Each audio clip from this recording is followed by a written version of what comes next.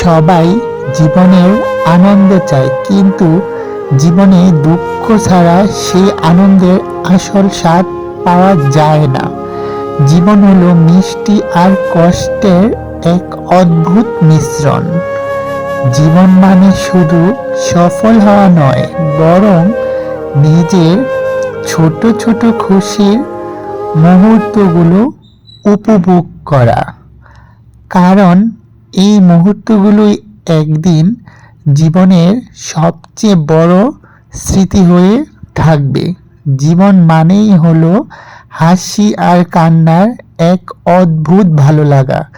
এই ভালো লাগা উপভোগ করতে হলে জীবনের আসল দুঃখ কষ্টগুলো সব একসাথে মেনে নিয়ে জীবন চলতে হবে। হ্যাঁ, বাস্তবতা এটাই। জীবন হলো এক অদ্ভুত মিশ্রণ।